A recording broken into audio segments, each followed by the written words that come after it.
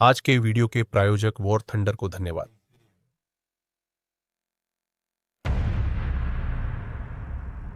France की लड़ाई, जिसे फ्रांस का पतन भी कहते हैं, 1940 की गर्मियों में 6 हफ्तों से थोड़ी ज्यादा चली थी। पोलैंड पर आक्रमण से प्रेरित होकर फ्रांस और ब्रिटेन दोनों ने ही नाजी जर्मनी के खिलाफ युद्ध की घोषणा कर दी थी और इसके जवाब में वेहरमाख्ट सेनाओं ने यूरोप के और हिस्सों पर हमला करने की योजना बनानी शुरू कर दी, जिसमें बेल्जियम, लक्जमबर्ग, नीदरलैंड्स और निश्चित रूप से फ्रांस भी शामिल था। यह लड़ाई जर्मनी के लिए बहुत बड़ी सफलता थी, जबकि हिटलर ने शुरू में एक लंबी लड़ाई के दौरान लाखों लोगों की जान जाने की उम्मीद की थी। इसके बजाय 43 दिनों की इस लड़ाई में हिटलर को सिर्फ 27,000 सैनिकों का नुकसान हुआ, जबकि मित्र देशों की सेनाओं ने लगभग 73,000 सैनिक खो दी और 1 मिलियन से भी ज्यादा सैनिक दुश्मन द्वारा बंदी बना लिए गए। हमारे साथ जुड़िए, हम फ्रांस की लड़ाई बताते हैं। 1930 के दशक में दुनिया का बड़ा हिस्सा परेशान था। 1929 का वॉल स्ट्रीट क्रैश आर्थिक व्यवस्था गिराने और महामंदी का कारण बना। डस्ट बाउल वह दौर था जब भीषण धूल भरी आंधियों ने अमेरिका और कनाडा की प्रेयरी खेती को बुरी तरह प्रभावित किया, जिससे सोवियत संघ, चीन, तुर्की समेत कई देशों में अकाल, सूखा और आपदाएं आईं। इन सबके ऊपर एडोल्फ हिटलर और नाजी जर्मनी का मंडराता हुआ खतरा भी था। 1938 में एडोल्फ हिटलर ने ऑस्ट्रिया और सुडेटेनलैंड पर कब्जा किया और 1 सितंबर 1939 को पोलैंड पर हमला कर द्वितीय विश्व युद्ध शुरू किया। इसके बाद ब्रिटिश और फ्रांसीसी नेतृत्व ने जर्मनी को अल्टीमेटम दिया कि वे सेनाएं वापस बुलाएं और युद्ध से बचें। हालांकि इस प्रस्ताव का कोई जवाब नहीं मिला, जिससे फ्रांस और ब्रिटेन ने 3 सितंबर को जर्मनी के खिलाफ युद्ध की घोषणा कर दी। ऑस्ट्रेलिया, न्यूजीलैंड, दक्षिण अफ्रीका व कनाडा ने भी यही किया। हालांकि ब्रिटेन और फ्रांस ने पोलैंड वासियों को सैन्य सहायता देने का वादा किया था, लेकिन वे अपने वादे पर खरे नहीं उतर सके। पोलैंड पर आक्रमण से पहले के वर्षों में फ्रांस ने पहले ही खुद को इस संभावना से बचाने के लिए कदम उठाने शुरू कर दिए थे कि हिटलर फ्रांस पर भी हमला करना चाहता है। इस रक्षा योजना का एक हिस्सा मैजिनो लाइन का निर्माण था, जिसका नाम फ्रांसीसी युद्ध मंत्री आंद्रे मैजिनो के नाम पर रखा गया था, जिन्होंने ऐसी रक्षा व्यवस्था के निर्माण के लिए अभियान चलाया था। मैजिनो लाइन, जैसा कि नाम से स्पष्ट है, कंक्रीट के किलेबंदी, बाधाओं और हथियारों की तैनाती की एक श्रृंखला थी, जिसे देश के उस हिस्से में बनाया गया था जो इटली, स्विट्जरलैंड, जर्मनी, लक्जमबर्ग और बेल्जियम की सीमा से लगता था। इन बाधाओं का उद्देश्य जर्मनी को हमला करने से रोकना था, और अगर वे फिर भी हमला करने का निर्णय लेते हैं तो उनके हमले की गति को धीमा करना था। मैजिनो लाइन के साथ बनाई गई किलेबंदियों में अत्याधुनिक रहने की सुविधाएं थीं और वे हवाई बमबारी और टैंक फायर दोनों के लिए लगभग अभेद्य थीं। हालांकि इसमें एक कमजोरी थी, आर्डेन्स के पास लाइन का एक हिस्सा, क्योंकि वहां का ऊबड़ खाबड़ इलाका किलेबंदी को लागू करना मुश्किल बना देता था। फ्रांसीसी सैन्य नेतृत्व ने इसे असंभव आक्रमण मार्ग माना। उनका कहना था, जब तक विशेष प्रबंध न हो, आर्डेन्स अभेद्य है। यह निष्कर्ष निकाला गया कि अगर जर्मन इस क्षेत्र पर आक्रमण करने का फैसला करते हैं तो फ्रांसीसी के पास जवाबी हमला करने के लिए पर्याप्त समय होगा, क्योंकि आक्रमणकारियों को धीरे धीरे आगे बढ़ने के लिए मजबूर होना पड़ेगा। तब अधिकारियों को नहीं पता था कि जर्मन इसी कमजोरी का फायदा 1940 में उठाएंगे। 7 सितंबर 1929 को पोलैंड पर हमले के बाद फ्रांस ने सार आक्रामक अभियान शुरू कर जर्मन सारलैंड पर हमला किया। योजना यह थी कि देश के पश्चिमी मोर्चे पर हमला किया जाए, जिसे जर्मनी की पोलैंड में लड़ाई में व्यस्तता के कारण नजरअंदाज कर दिया गया था, ताकि पोलैंड से ध्यान हटाकर वापस जर्मनी की ओर किया जा सके। हालांकि सार आक्रामक अभियान ज्यादा समय तक नहीं चला। पोलैंड पर आक्रमण तेज और प्रभावी था, जिससे हिटलर अपनी सेना को जल्दी से जर्मनी वापस ला सका, जहां उन्होंने फ्रांसीसी आक्रमण को रोक दिया। इस समय फ्रांसीसी युद्ध पद्धति की काफी आलोचना हुई है। कई इतिहासकारों ने यह उल्लेख किया है कि वे अभी भी प्रथम विश्व युद्ध की तकनीकों का इस्तेमाल कर रहे थे, जो अक्सर धीमी और बोझिल थीं। जिनमें स्थिर तोपखाने की ढुलाई और तैनाती शामिल थी। फ्रांसीसी सेना 17 सितंबर को जर्मनी से पीछे हटी। उसी दिन सोवियत संघ ने पोलैंड पर हमला किया क्योंकि उन्होंने नाजी जर्मनी से समझौता किया था। अगले 8 महीनों में मित्र देशों की सैन्य कार्रवाइयां बहुत कम हुई। इस समय अवधि को बाद में फोनी वॉर कहा गया और यह सितंबर 1939 से मई 1940 तक फैली रही। इस दौरान कोई बड़ी सैन्य कार्रवाई नहीं हुई, लेकिन मित्र सेनाओं ने जर्मनों पर दबाव के लिए आर्थिक प्रतिबंध लगाने की कोशिश की। इसमें जर्मनी की आपूर्ति सीमित करने के लिए नौसैनिक नाकाबंदी और उनके व्यापारी रडार जहाजों पर नियंत्रण शामिल था। इसके बाद एक अभियान की योजना बननी शुरू हुई, जिसे प्लान R4 कहा गया।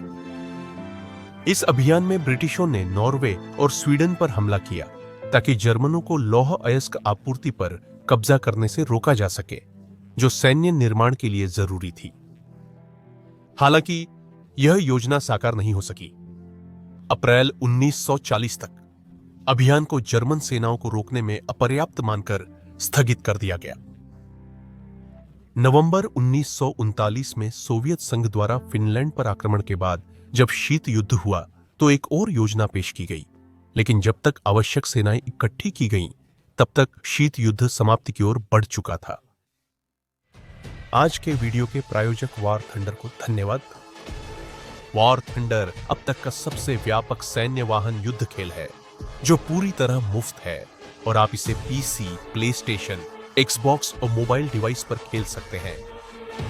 चाहे आपको द्वितीय विश्व युद्ध के टैंक इंजन की घरघराहट पसंद हो, शीत युद्ध के दौर के जेट की सीटी या आधुनिक अटैक हेलीकॉप्टर की सटीकता, वॉर थंडर में आपके लिए सब कुछ है। इस गेम में 10 प्रमुख देशों के 2500 से भी ज्यादा वाहन उपलब्ध है, जो इंटरवार वर्षों से लेकर आज तक के समय को कवर करते हैं। आप बाईप्लेन और बख्तरबंद गाड़ियों से लेकर सुपरसोनिक जेट और गाइडेड मिसाइल डिस्ट्रॉयर तक सब कुछ की कमान संभालेंगे, और ये सभी शानदार डिटेल में पेश किए गए हैं। वॉर थंडर की सतह पर वॉर थंडर की जबरदस्त लड़ाई में खुद को डुबो दें, जहां बेहद डिटेल्ड वाहन, रियलिस्टिक ग्राफिक्स और असली साउंड इफेक्ट्स आपको हमारे समय की सबसे ताकतवर युद्ध मशीनों के नियंत्रण में ले आते हैं। आज ही 70 मिलियन से भी ज्यादा खिलाड़ियों के वैश्विक समुदाय में शामिल हों, शानदार पीवीपी लड़ाइयों में भाग लें और वॉर थंडर के रोमांचक अनुभव में उतरे, जिसमें खोजने के लिए बेहतरीन क्वालिटी की सामग्री की भरमार है। सैन्य इतिहास के प्रशंसकों के लिए इससे बेहतर कोई खेल नहीं है। इन मशीनों का लुक ही नहीं और भी बहुत कुछ प्रभावित करता है। वॉर थंडर में गेमिंग की दुनिया की सबसे यथार्थवादी डैमेज मॉडलिंग है। हर वाहन को उसके हिस्सों तक विस्तार से बनाया गया है। इंजन, चालक दल, फ्यूल टैंक, हथियार, आर्मर। युद्ध में इनमें से हर एक को क्षति या निष्क्रिय किया जा सकता है। यहीं पर वॉर थंडर न सिर्फ एक गेम के रूप में, बल्कि सैन्य इतिहास में थोड़ी भी रुचि रखने वाले किसी भी व्यक्ति के लिए एक अनुभव के रूप में उत्कृष्टता प्राप्त करता है। विवरण, भौतिकी, साउंड डिजाइन, ये सब मिलकर असली युद्ध की क्रूरता को फिर से जीवंत कर देते हैं। यहां एक पूरी कस्टमाइजेशन प्रणाली भी है, जो आपको अपने वाहनों को ऐतिहासिक रूप से सटीक छलावरण, डेकल्स और यहां तक कि समुदाय द्वारा बनाए गए सजावटी आइटम्स से सजाने की सुविधा देती है। यह आपके पसंदीदा यूनिट मार्किंग्स को फिर से बनाने या युद्ध के मैदान में अलग दिखने के लिए एकदम सही है। और अब वॉर थंडर मोबाइल पर भी उपलब्ध है। आप अपने आईफोन या एंड्रॉइड डिवाइस पर भी तेज तर्रार लड़ाइयों में कूद सकते हैं, जिसमें वही बड़े पैमाने की जंग और रणनीतिक गहराई मिलेगी, जैसी आप पीसी और कंसोल पर उम्मीद करते हैं। यह आपके जेब में पूरा युद्ध क्षेत्र का अनुभव है। तो अगर यह गेम आपकी पसंद का लगता है, तो पिन की गई टिप्पणी या वीडियो विवरण में दिए गए लिंक का उपयोग कर पीसी, प्लेस्टेशन, एक्सबॉक्स या मोबाइल पर साइन अप करें। यह पूरी तरह से मुफ्त है और नए खिलाड़ियों के लिए या उन पुराने खिलाड़ियों के लिए जिन्होंने पिछले 6 महीनों में पीसी या कंसोल पर लॉगिन नहीं किया है, उनके लिए एक बड़ा बोनस पैक इंतजार कर रहा है।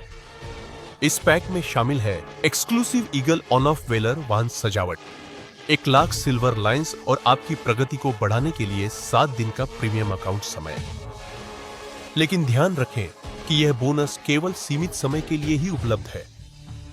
फिर से वार थंडर के समर्थन के लिए धन्यवाद।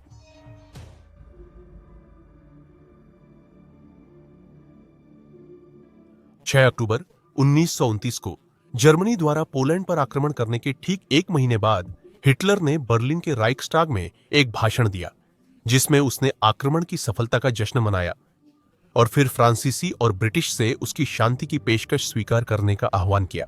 उसने दावा किया कि अगर फ्रांस के साथ युद्ध जारी रहा तो एक दिन जर्मनी और फ्रांस के बीच फिर से एक सीमा होगी, लेकिन वहां शहरों की जगह खंडहर और अंतहीन कब्रिस्तान होंगे।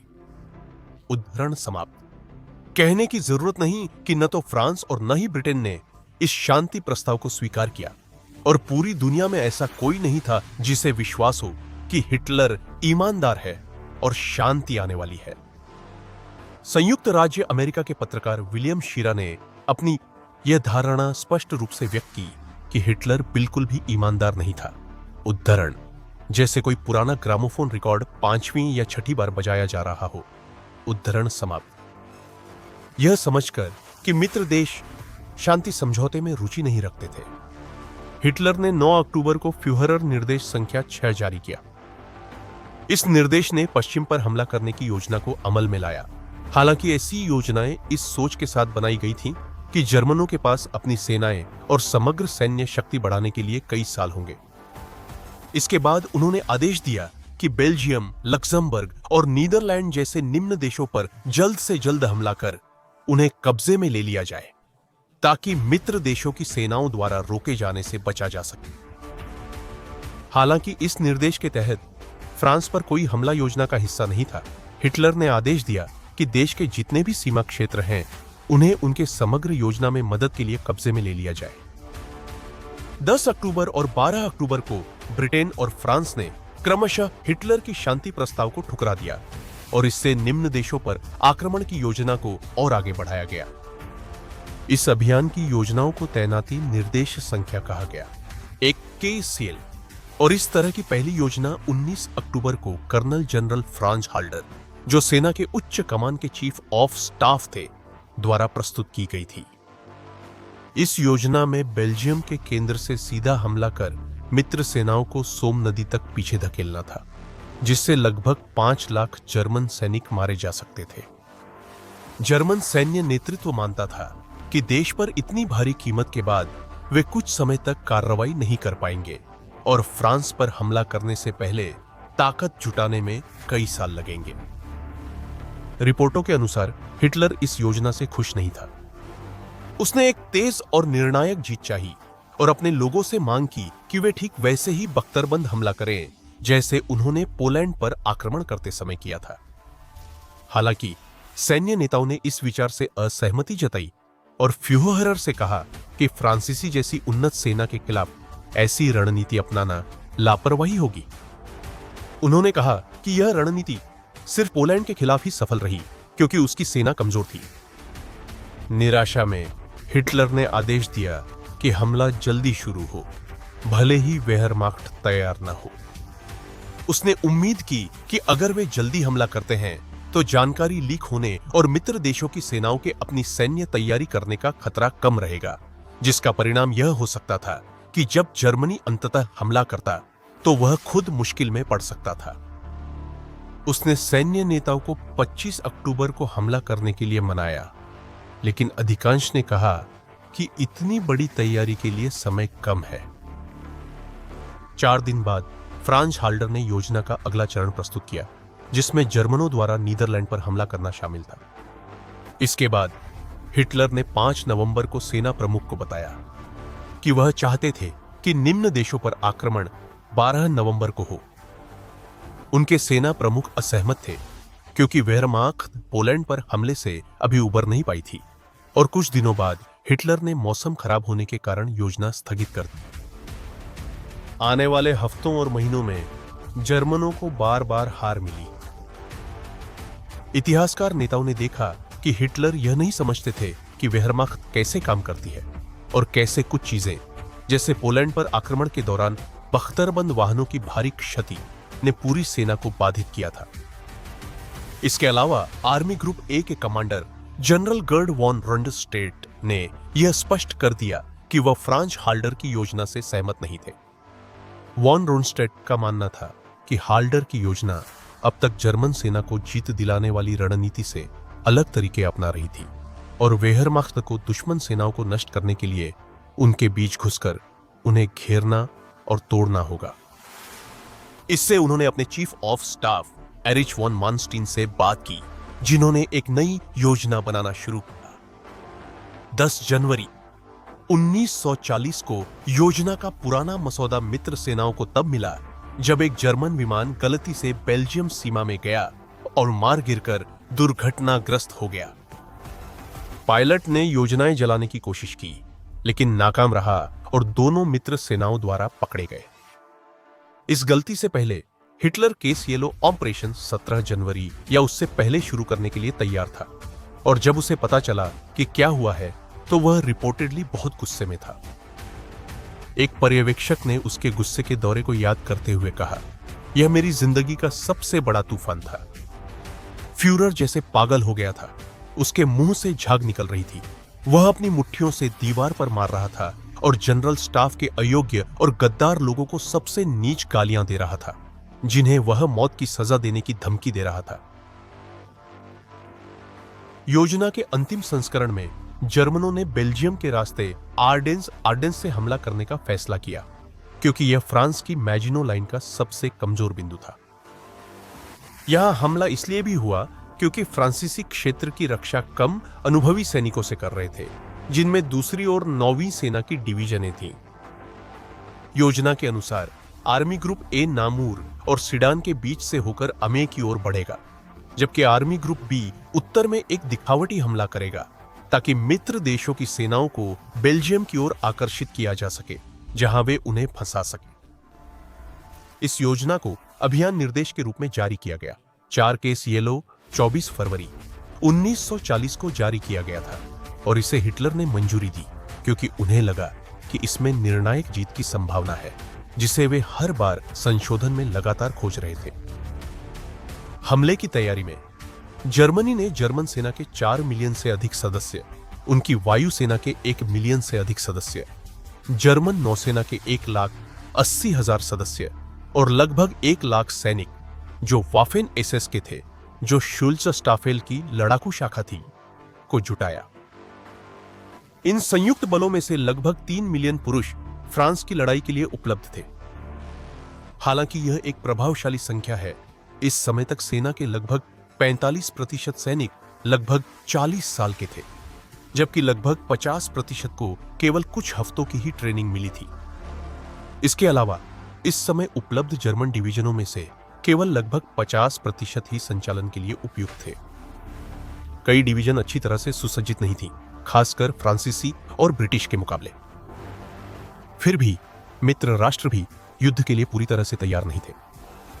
हालांकि उनके पास जर्मनों से 45% ज्यादा हथियार और ज्यादा मोटर वाहन थे, फिर भी खासकर ब्रिटिश सेना युद्ध के लिए पर्याप्त रूप से सुसज्जित नहीं थी। 1936 से आंशिक और 1939 से पूरी तरह लामबंद होने के बावजूद कई सैनिक अपनी भूमिकाओं के लिए तैयार नहीं थे, जिससे मित्र राष्ट्रों की योजनाओं और क्रियान्वयन में अंतर रहा। ब्रिटिश सेना को प्रशिक्षण और व्यावहारिक तैयारियों की कमी का सामना करना पड़ा, और इतिहासकारों ने उल्लेख किया है कि उनके पास लगभग 1,50,000 जोड़ी पतलून, 3,50,000 कंबल, 4 लाख से अधिक टेंट और 6 लाख जोड़ी जूते कम थे। 1939 के अंत तक बेल्जियनों ने अपनी रक्षा व्यवस्था को बेहतर बनाने के लिए काफी प्रगति की थी, जो देश के उत्तर पूर्व में पर्ट नहर के साथ चलती थी। इस बीच फ्रांसीसी सैन्य नेताओं ने आसपास के इलाके का विश्लेषण करने और उपलब्ध संसाधनों और जनशक्ति को ध्यान में रखते हुए एक सैन्य रणनीति तैयार की थी। शुरुआत में तय था कि फ्रांसीसी सेना पूर्व में रक्षा और पश्चिम में हमला करेगी, साथ ही बेल्जियम में आगे बढ़ेगी। द्वितीय विश्व युद्ध में बेल्जियम की तटस्थता के कारण फ्रांस के साथ समन्वित रक्षा योजना बनाना कठिन था। फ्रांसीसी मानते थे कि हिटलर के हमले और तटस्थता के उल्लंघन पर वे बदला लेंगे और सहयोगियों से समर्थन मांगेंगे, जिससे उन्हें हस्तक्षेप का मौका मिलेगा। फ्रांसीसी सेना का बड़ा हिस्सा बेल्जियम सीमा पर तुरंत हस्तक्षेप के लिए तैनात था। हालांकि थोड़े समय बाद सहयोगियों की पिछली रणनीति, जिसे प्लान ई कहा जाता था, उसे बदलकर प्लान डी कर दिया गया, जिसे फ्रांसीसी सेना के जनरल मॉरिस गैमेलिन ने पेश किया था।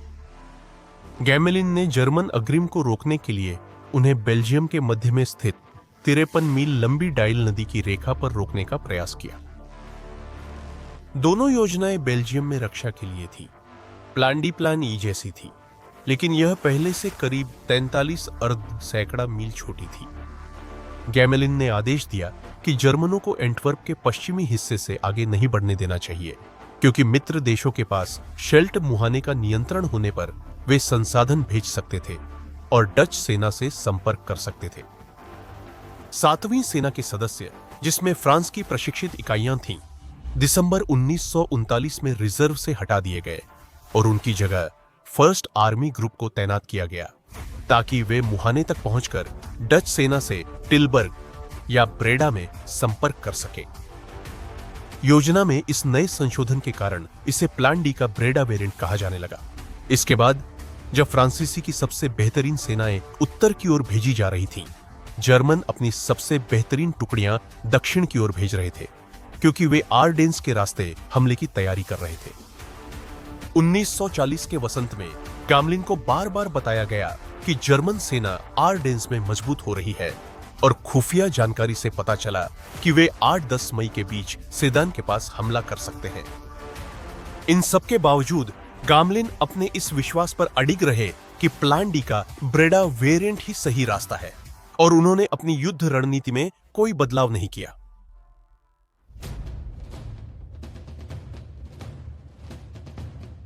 केसीएलओ के तहत जर्मनों ने सबसे पहले लक्जमबर्ग पर आक्रमण किया।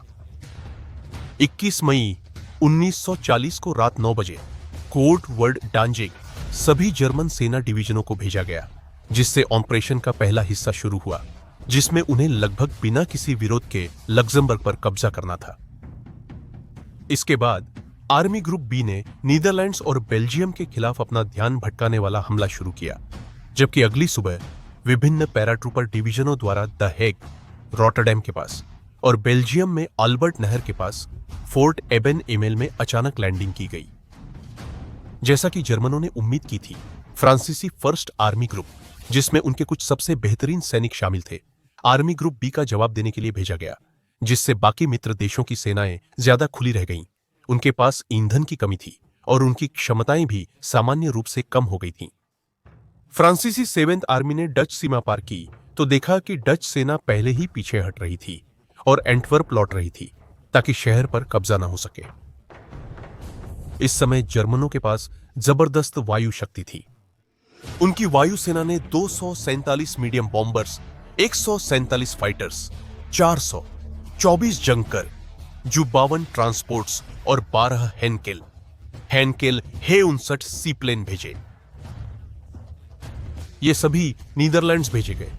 दूसरी ओर डच वायुसेना के पास केवल 144 लड़ाकू विमान थे, और ऐसे विमानों में से लगभग 50% पहले ही दिन के अंत तक नष्ट हो गए, जबकि वे केवल कुछ ही जर्मन विमानों को गिरा सके।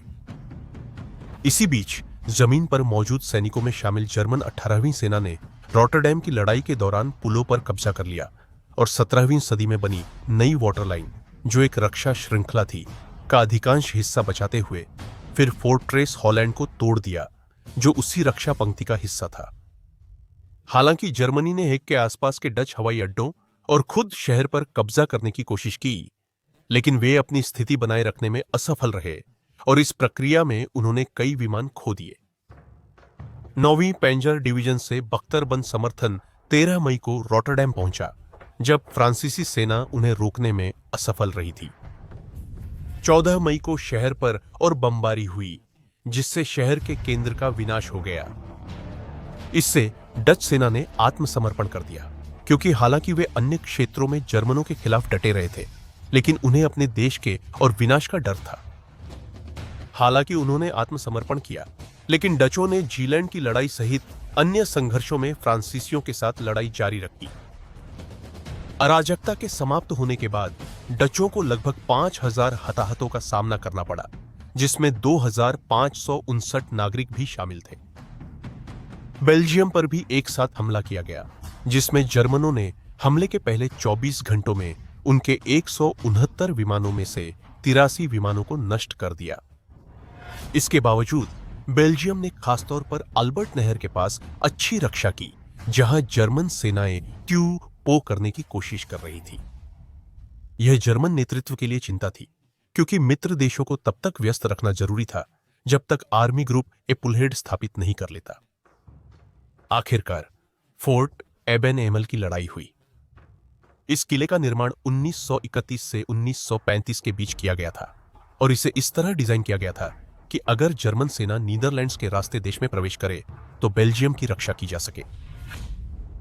अपने आधुनिक निर्माण के बावजूद इसे पैराट्रूपर्स ने जल्दी ही निष्क्रिय कर दिया, जिन्होंने 10 मई को उतरकर विस्फोटकों का इस्तेमाल करके गन टर्रेट्स को नष्ट किया और फिर पास की नहर पर बने पुलों पर कब्जा कर लिया। रास्ता साफ होते ही बेल्जियम अधिकारियों ने अपनी डिवीजनों को तय समय से 5 दिन पहले डायल नदी की ओर पीछे हटाना शुरू किया। यह फ्रांसीसी और ब्रिटिश के लिए बड़ा झटका था, जो सोचते थे कि बेल्जियन कई हफ्ते आक्रमण रोकेंगे और उन्हें तैयारी का समय मिलेगा। योजना थी कि वे हनु और जीन ब्लू शहरों में रक्षा करेंगे, जिसमें फ्रांसीसी first army gene blue Waware अक्ष पर और कैवेलरी कोर हनु की ओर बढ़कर जर्मन अग्रिम को धीमा करेगी, ताकि फर्स्ट आर्मी को तैयारी का समय मिले। हनु की लड़ाई अब तक की सबसे बड़ी टैंक लड़ाई थी और हालांकि फ्रांसीसी ने 105 वाहन खो दिए थे, वे 160 जर्मन टैंकों को नष्ट करने में सफल रहे थे। जर्मनों ने फ्रांसीसियों के पीछे हटने के बाद कई टैंकों की मरम्मत की, फिर भी करीब 59 टैंक खराब हालत में थे। रिपोर्टों के अनुसार घुड़सवार सेना कोर ने जर्मनों का ध्यान इतना समय तक भटकाए रखा कि पहली सेना जीन ब्लू में मजबूत हो सकी। 2 दिन तक फ्रांसीसियों ने जर्मन छठी सेना के हमले विफल किए। हालांकि फ्रांसीसी पहली सेना को पीछे हटना पड़ा, जब अर्देन्नेस से आए जर्मनों ने बार बार हमला कर सेडान में म्यूज नदी पार की। फ्रांसीसी पीछे हटते हुए लील की ओर बढ़े, जिससे मित्र देशों की रक्षा व्यवस्था बिगड़ गई और जर्मनों ने आसानी से बेल्जियम पर कब्जा कर लिया। सेडान की लड़ाई केवल कुछ ही दिनों में हुई, 12 मई से 15 मई के बीच, जिसमें जर्मनों ने अपने केस येलो ऑपरेशन के तहत दुश्मन सैनिकों को घेरने की योजना बनाई थी। जब मित्र देशों की सेनाएं अन्य देशों में हो रहे आक्रमणों में व्यस्त थीं, तब आर्मी ग्रुप ए ने म्यूज नदी पार की और सेडान की ओर बढ़ा, जिसे उसने 12 मई को बिना किसी प्रतिरोध के और वायु शक्ति की मदद से कब्जा कर लिया। पास की फ्रांसीसी सेनाएं जल्द ही अक्षम हो गईं। 14 मई को फ्रांसीसी और ब्रिटिश सेनाओं ने जर्मन पुलों को नष्ट करने की कोशिश की, लेकिन जर्मन विमानों की भारी बमबारी के कारण यह संभव नहीं हो सका। इसी समय डचों के आत्मसमर्पण के बाद ब्रिटिश प्रधानमंत्री विंस्टन चर्चिल हालात देखने फ्रांस गए। जब उन्होंने फ्रांसीसी नेताओं से उनके रिजर्व के बारे में पूछा, तो बताया जाता है कि यह सुनकर वे हैरान रह गए कि उनके पास बिल्कुल भी रिजर्व नहीं है। फ्रांसीसी सेना ने अपनी पूरी सेना प्लांडी और जर्मन हमले में झोंक दी थी। 15वीं से 17वीं तारीख के बीच फ्रांसीसी सेना ने जर्मन ब्रिजहेड्स पर हमला किया, लेकिन विरोधी सेनाओं की योजनाओं को नाकाम करने का उनका प्रयास सैनिकों के बीच देरी और भ्रम के कारण असफल हो गया। 19 मई को 9वीं फ्रांसीसी सेना के जनरल हेनरी गिरो को जर्मनों ने पकड़ लिया था। गिरो 7वीं सेना के साथ थे जब उसे 9 दिन पहले नीदरलैंड भेजा गया था और थोड़े समय बाद कमजोर हो चुकी 7वीं सेना को 9वीं सेना में मिला दिया गया। उनकी गिरफ्तारी से उनके कई सैनिकों का मनोबल गिर गया। वे इस बात को लेकर चिंतित थे कि आने वाले दिनों में उनका क्या हश्र होगा। इस बीच जर्मन बिना रुके आगे बढ़ते रहे और 20 मई को वे इंग्लिश चैनल तक पहुंच गए, जो कि सेडान पर कब्जा करने के बाद उनका लक्ष्य था। इससे उन्हें सबसे मजबूत मित्र देशों की सेनाओं को घेरने का मौका मिल गया, जिसमें ब्रिटिश एक्सपीडिशनरी फोर्स, बेल्जियम की बची हुई सेना और फ्रांस की 3 फील्ड आर्मी शामिल थीं, जो फ्रांस के उत्तरी तट पर थीं। बीईएफ ने जर्मनी के 7वीं बख्तरबंद डिवीजन और वाफेन एसएस जैसे बेहतरीन सैनिकों को पीछे हटाया। वे इन हमलों को रोकने में सफल रहे, लेकिन जनरल जॉन गॉर्टर ने समझ लिया कि सैनिकों को बाहर निकालना जरूरी है। इसलिए उन्होंने वरिष्ठ अधिकारियों को समुद्र के रास्ते निकासी के लिए मना लिया। बाद में फ्रांसीसी लोगों ने कहा कि इस दौरान ब्रिटिशों ने उन्हें गुमराह किया, क्योंकि वे मानते थे कि ब्रिटिश सैनिक जो अब फ्रांस के अपरिहार्य पतन से बच रहे थे, बस फिर से संगठित हो रहे हैं और वे जल्द ही और सैनिकों और संसाधनों के साथ लौट आएंगे। 21 मई को अरास की लड़ाई हुई, जो मित्र देशों की सेनाओं द्वारा किया गया एक जवाबी हमला था। शुरुआत में मित्र देशों की सेनाएं जर्मन सैनिकों से घिरी थीं और उनके जवाबी हमले असंगठित थे, क्योंकि अधिकतर सेनाएं बेल्जियम में थीं। इससे फ्रांसीसी और ब्रिटिश सैन्य नेताओं ने उत्तरी फ्रांस के अरास में आक्रमण की योजना बनाई। सीमित संसाधनों और संख्या के बावजूद मित्र देशों ने बख्तरबंद वाहनों से अरास से दक्षिण बढ़ना शुरू किया और शुरुआती हमले में अच्छा प्रदर्शन किया। हालांकि उन्हें घिरने से बचने के लिए रात में पीछे हटना पड़ा, जिससे उनकी सारी प्रगति बेकार हो गई।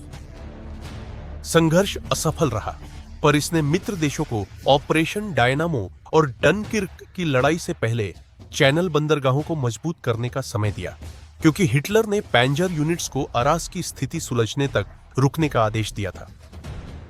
28 मई तक किंग लियोपोल्ड के आत्मसमर्पण के बाद बेल्जियम नाजी जर्मनी के नियंत्रण में आ गया था और भविष्य निराशाजनक था। इसके बाद ऑपरेशन डायनामो हुआ, जिसमें फ्रांस के उत्तर में डनकिर्क के समुद्र तटों और बंदरगाह से 3,38,000 से अधिक मित्र देशों के सैनिकों को निकाला गया। यह 9 दिनों तक चला, 26 मई से 4 जून के बीच, और निकासी के चरम पर केवल 3 दिनों में लगभग 1,80,000 मित्र देशों के सैनिकों को फ्रांस से वापस लाया गया। 29 मई को निकासी के प्रयासों को सार्वजनिक रूप से समाचारों में बताया गया, जिससे कई नागरिक जिनके पास नावें थीं, वे फ्रांस की 80 की ओर रवाना हुए और सैनिकों को यूके वापस लाने में मदद की। 2 दिन बाद यह पता चला कि डनकर्क के डॉक बुरी तरह क्षतिग्रस्त हो गए थे और वहां जहाज लगाना संभव नहीं था। ऑपरेशन के नेता कप्तान विलियम टेनेंट को जहाज उतारने के लिए समुद्र तटों और ईस्ट मोल का उपयोग करना पड़ा, जिससे और सैनिक बचाए जा सके। ब्रिटिश सैनिकों के अंतिम दल को 3 जून को डनकर्क से ले जाया गया। स्याजा हुआ, जबकि अगले दिन जहाज बचे हुए फ्रांसीसी सैनिकों को लेने के लिए लौटे।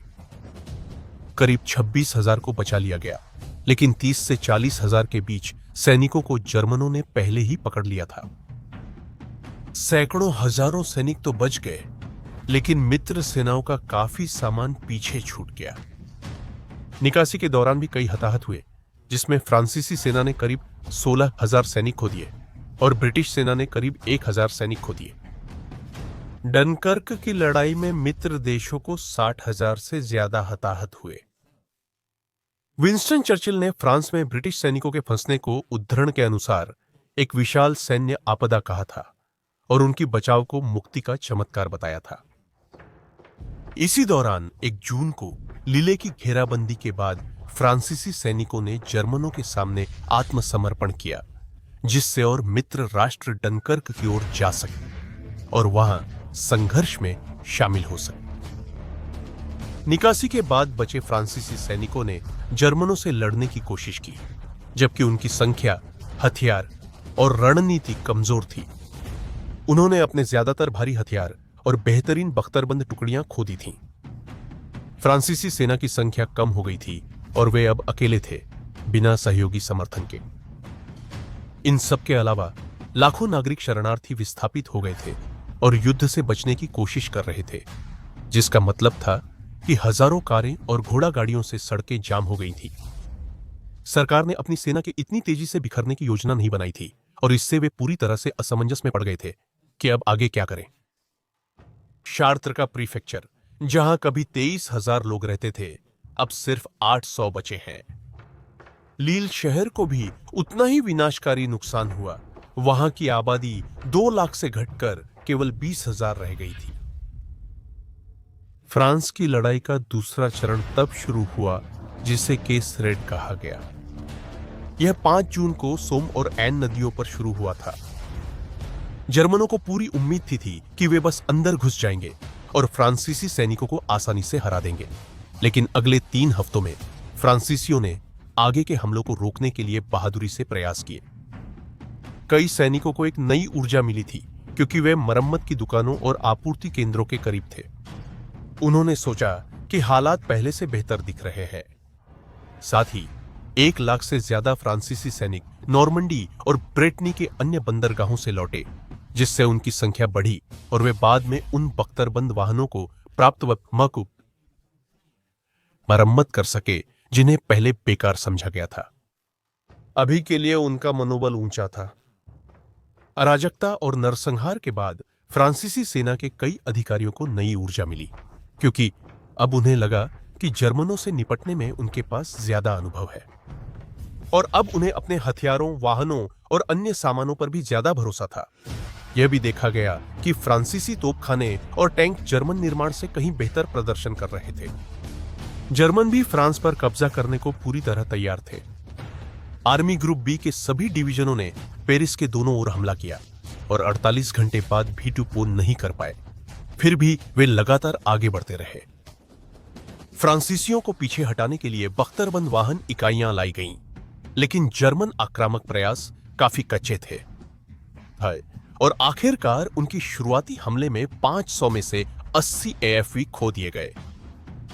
हालांकि इसी समय के आसपास ब्रिजहेड्स पर कब्जा कर लिया गया था, लेकिन जर्मन आइसन नदी को पार करने में असमर्थ रहे और अमीर शहर में उन्हें फ्रांसीसी तोपखाने की गोलाबारी से बार बार पीछे हटना पड़ा। फ्रांसीसी तोपखाने के जवाब में जर्मन वायुसेना बुलाई गई, जिससे पैदल सेना और बख्तरबंद वाहन धीरे धीरे आगे बढ़ सके। लड़ाई के तीसरे दिन तक ही वे आखिरकार नदी पार करने में सफल हो सके। फ्रांस के पास विमान थे और कई बमवर्षकों को जर्मनों को नदी पार करने से रोकने के लिए बुलाया गया, लेकिन उनकी कोशिशें विफल रहीं।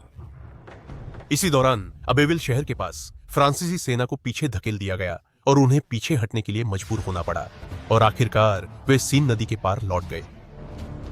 12 जून को ब्रिटिश 51वीं हाईलैंड डिवीजन और फ्रांसीसी 9वें कोर को सेंट वैलेरी एनकोर्ट में आत्मसमर्पण करना पड़ा। 14 जून को फ्रांस की राजधानी पेरिस गिर गई। जर्मनों ने सीन नदी को पार किया और नॉर्मंडी के रास्ते आगे बढ़े, इससे पहले कि उन्होंने 18 जून को शेरबोर्ग बंदरगाह पर कब्जा कर लिया। इस समय हालांकि जर्मन सैनिक बहुत फैले हुए थे और उनकी कुछ जगहों पर कमजोरी थी, लेकिन फ्रांसीसी के लिए हमला करना असंभव था, क्योंकि जर्मन वायुसेना की ताकत के कारण, जो लगातार ऊपर उड़ रही थी, उसने युद्ध में वायु प्रभुत्व बनाए रखा और फ्रांसीसी वायुसेना को बर्बादी के करीब पहुंचा दिया, क्योंकि वे नष्ट विमानों की जगह नए नहीं ला सके। बाकी बचे विमान आगे की तबाही से बचने के लिए उस समय के फ्रेंच नॉर्थ अफ्रीका की ओर चले गए। पूरे संघर्ष के दौरान मैजिनो लाइन पर कई बार हमला हुआ था।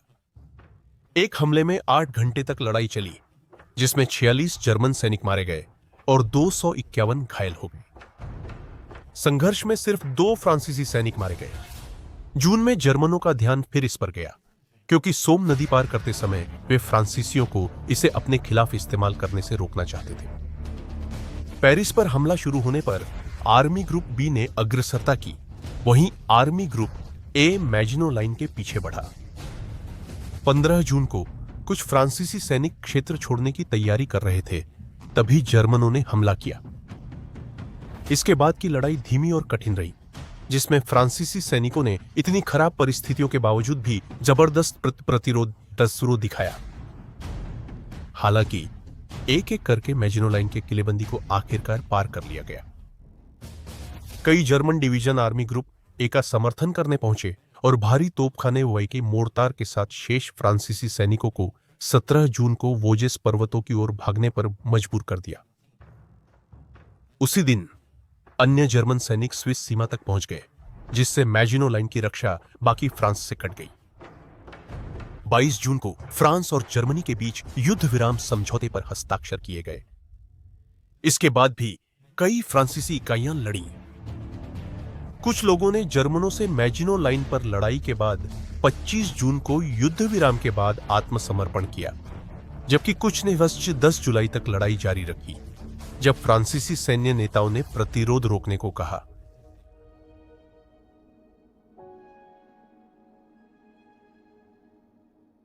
युद्ध विराम से फ्रांस दो हिस्सों में बंट गया। एक क्षेत्र केवल नाममात्र फ्रांसीसी स्वतंत्रता में था, जबकि दूसरा जर्मन सैन्य कब्जे में चला गया। समझौते के तहत फ्रांसीसी नौसेना और वायुसेना दोनों को निष्क्रिय किया जाना था। हालांकि उन्हें जर्मनों को सौंपने की आवश्यकता नहीं थी, जबकि अन्य शर्तों ने फ्रांसीसियों के बीच भारी बहस और कुछ विरोध भी उत्पन्न किया। एक शर्त थी कि नियम इटली की मांगों के अनुसार बदले जा सकते हैं, और दूसरी शर्त थी कि फ्रांसीसी क्षेत्र में मिले जर्मन नागरिकों को जर्मन अधिकारियों को सौंपा जाएगा, जहां उन्हें शायद वापस भेजकर एकाग्रता शिविर में रखा जाएगा। जर्मनों ने कहा कि ऐसे कदम केवल उन शरणार्थियों पर लागू होंगे जिन्होंने युद्ध को भड़काया, जो जर्मन यहूदियों के लिए उपमा थी, जो फ्रांस भाग आए थे। फ्रांसीसी और इतालवी के बीच एक और युद्ध विराम हुआ। जहां इटली ने केवल एक छोटा सा फ्रांसीसी क्षेत्र पर कब्जा किया था, वहीं उन्होंने टूलोन, बिजर्टे, अजाचियो और ओरान के उद्धरण, किलेबंद क्षेत्रों और नौसैनिक अड्डों के निरस्त्रीकरण की भी मांग की। 10 जुलाई 1940 को फ्रांसीसी फांसीवादी समर्थक पियरे लावल ने नेशनल असेंबली या फ्रांसीसी संसद को खुद को भंग करने के लिए मजबूर किया। इससे विची फ्रांस या फ्रांसीसी राज्य का निर्माण हुआ, जो एक बहुत अधिक अधिनायकवादी शासन के तहत संचालित हुआ, जिसमें फिलिप पेटां, एक फ्रांसीसी मार्शल जिन्होंने प्रथम विश्व युद्ध के दौरान फ्रांसीसी सेना का नेतृत्व किया था, शीर्ष पर से थे। पिछले फ्रांसीसी प्रधानमंत्री पॉल रेयो ने 16 जून को इस्तीफा देकर पेटां को अपना उत्तराधिकारी सुझाया। फ्रांसीसी राज्य बनने के बाद क्रांतिकारी नारा स्वतंत्रता, समानता, बंधुत्व से बदलकर काम, परिवार, मातृभूमि हो गया। पियरे लावल नाजी शासन के प्रति नरम थे और सहयोग को तैयार थे, क्योंकि वे मानते थे कि फ्रांस का भविष्य जर्मनी की सफलता से जुड़ा है।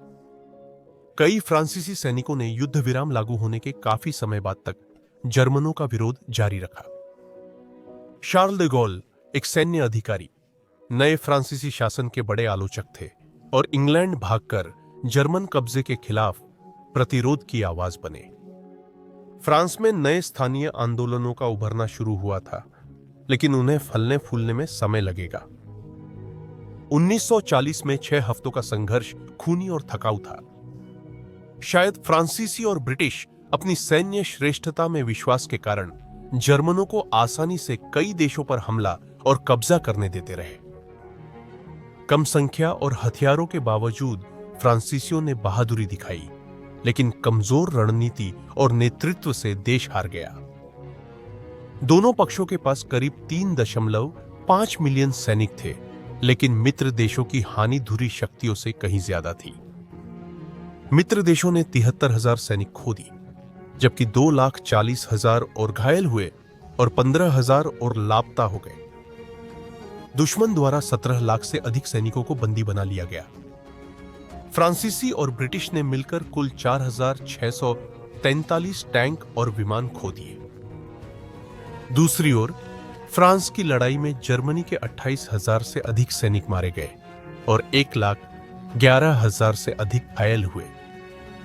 इसके अलावा 19,384 लोग लापता हो गए और इस संघर्ष में 2,250 टैंक और विमान खो गए।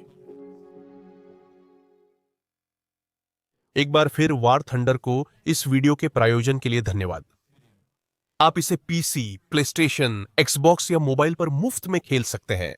बस पिन की गई टिप्पणी या वीडियो विवरण के लिंक का उपयोग करें।